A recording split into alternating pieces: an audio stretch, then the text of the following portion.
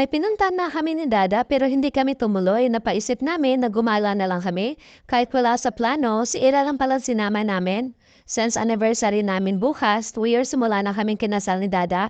Dahil sa hirap ng budget ngayon, kami-kami na lang muna, hindi na namin sinama ang dalawang bata kasi may pasok naman sila. Dito nga namin sinelebrate ang anniversary namin ni Dada sa Jollibee. Ito lang kasi ang unang nakita namin kainan. Gutom na rin kami ng mga oras na yan.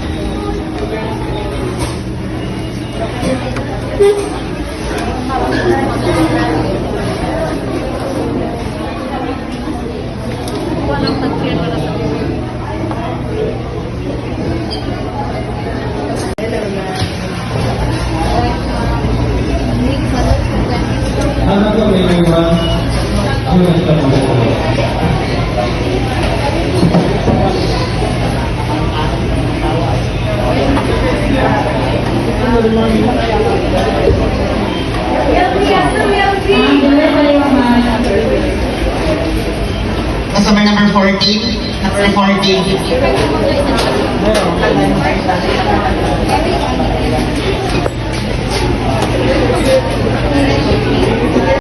Pinauna ko nang pinaupo si Dada para naman mapaupo niya si Ella. Sobrang likot din naman ang batang to. Nakakaawa naman si Dada. Siya palagi ang nagbibitbit kay Ella sa tuwing umaalis kami. Sa wakas, ako na rin, sa dami ng tao, kumakain dito sa Jollibee. Naku, pero tiis-tiis mo na ang person. Nag-order na nga pala ako. Ready to serve na kay Dada. Nauna nga pala kay Dada. Sa akin, another minutes pa daw. Tiis-tiis mo na sagot, oh. Nakakatuwa naman to si Ella. Gusto na nga talaga tong batang to kasi kinukuha na niyang pagkain ng dada niya. Gusto na talaga niyang kumain.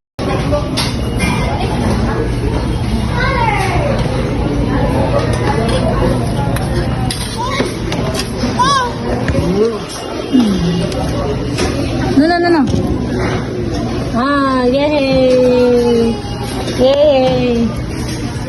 Nila, napaka-Jollibee sa wasak oras.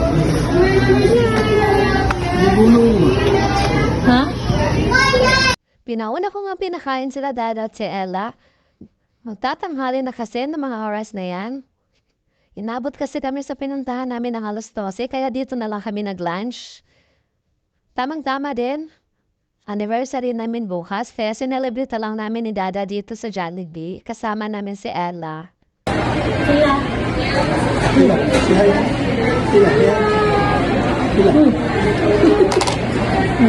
Busy na siya sa kawan niya.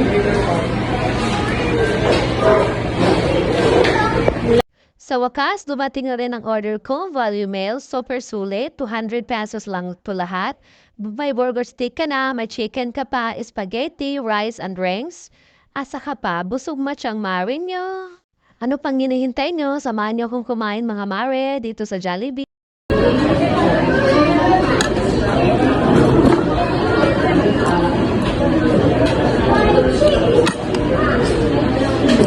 Palanganin mo.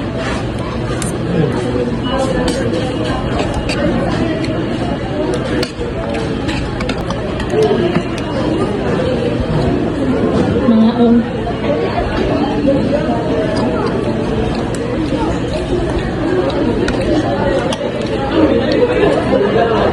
Number 18. 18, please.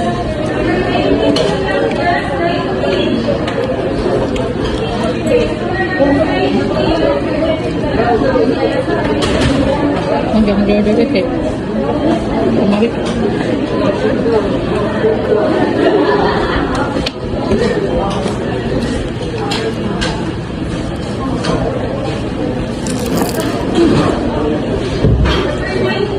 Ano, nag-gravy ba? Ano?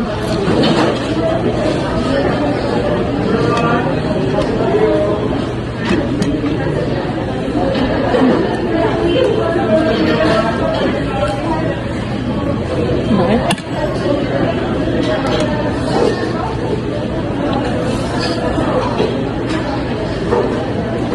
Mga on.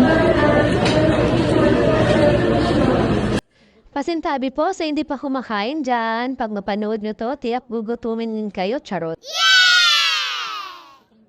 Pasensyahan niyo na rin ako, mga mare. Lakas ko talagang kumain. Simula na nanganak ako, lalo pa ngayon sa bunso ko.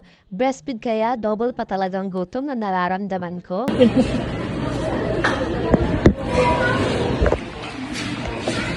Na.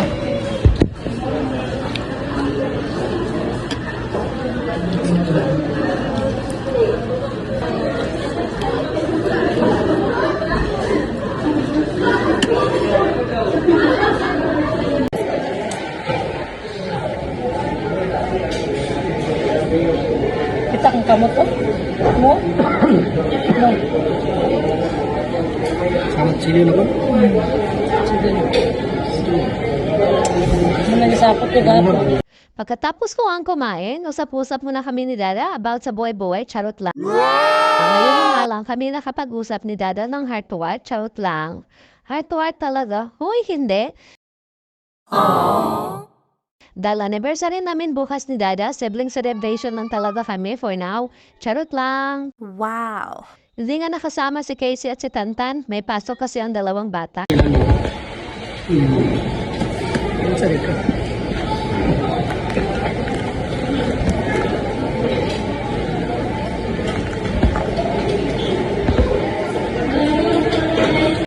Navlipted na nga ako dyan, mga mare. Na-order ko nga pala to kay Ma'am Rosmar. Pangalawang order ko na to kay Ma'am Rosmar. Sobrang sulit kasi matagal namang maubos. Gustong-gusto ko tong Lipton na to kasi simple lang yung pagkapula niya. O diba, kita naman, bagay sa kutis kong morena. Charot lang. Hindi din siya mabilis matanggal. Ganito lang talaga ako mag-ayos, mga mare. Simple lang talaga ako, pulbo at Lipton. Sapat na sa beauty ko, charo. O diba, kita naman, simple lang yung pagkapula niya. Ang ganda, diba? Perfect.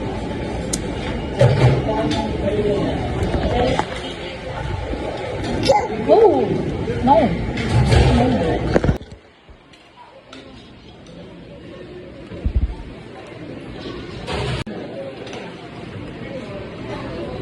At ito nga pala yung ginagamit kong alcohol, ethyl alcohol casino. Sobrang bango nito, mga mare. Simple lang talaga ako. Yun lang talaga, pulbo, Lipton, alcohol. Okay na sa akin yun, sapat na. Minsan nga, mga mare, pag naubusan ako ng pabango, ito yung ginagawa kong pabango, ang alcohol. Mabango din naman siya. Kayo ba, mga mare, ano bang gamit yung alcohol? Tapos na nga pala akong magayos. Babay muna. Punta nga muna kami sa taas, maglilibot kami. Isa din to sa main purpose namin kung bakit nandito kami ngayon. Naipon ko na kasi yung Suki card, yung Kaisano card ko, kaya papalitan namin ng item. Tama-tama din nasira na yung electric fan namin. Kaya titignan ko kung kasya ba yung point ko para sa electric fan. Kaya tato ka rin mo. Sino ka mo? Ha? Ang pilit na, kaya tato na.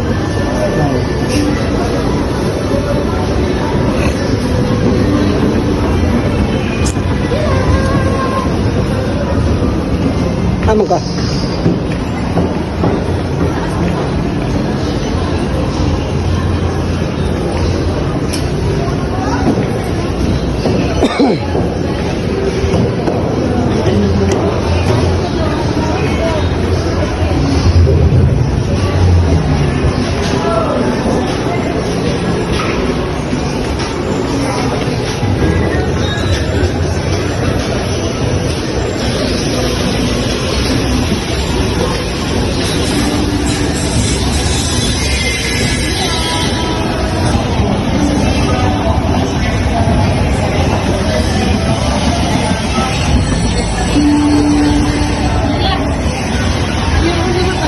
Naawa nga po kay Ella na mga oras na yan, kaya kinuha ko na lang, tinawag niya akong mama.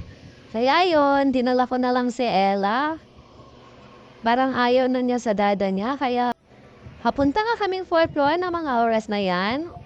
Sasakay nga kami ng elevator, kaya yun, hinahanap pa nga namin. Sobrang aliw naman si Ella. Ito talagang gusto ng batang to, yung magala. Parang nasasanay na rin siya na dinadala namin siya kapag umaalis kami ng dada niya.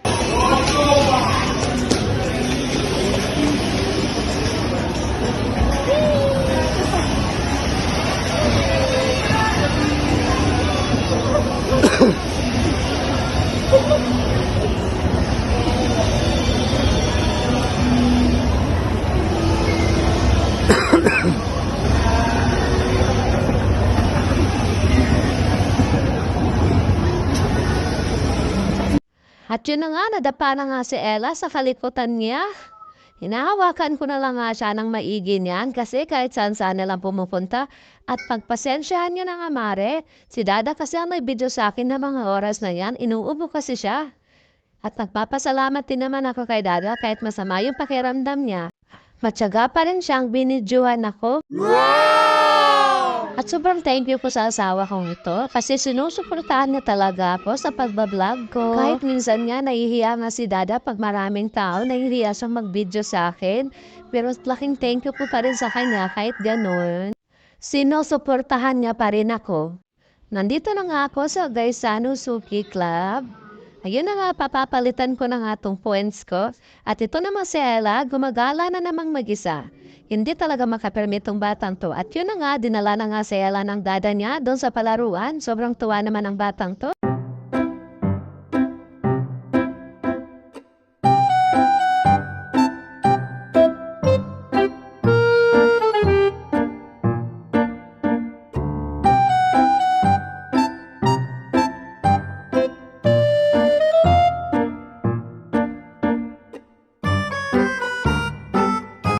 Sa wakas, nakuha ko na nga yung electric fan.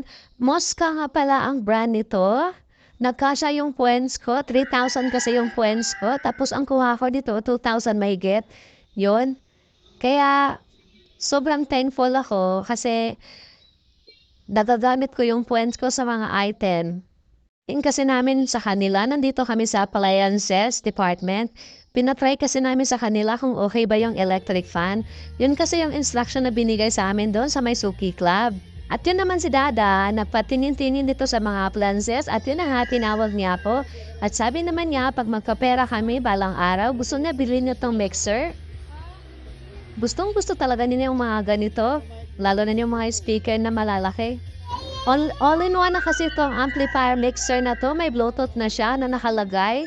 Ayun, kaya sobra siyang nagustuhan ni Dada. At sabi ko naman sa kanya, hayaan mo pag-apoy yung mama. Charot lang. Wow! Mabibili ko na yung gusto mong amplifier. Kaya laban lang tayo mga mare sa hamon ng buhay.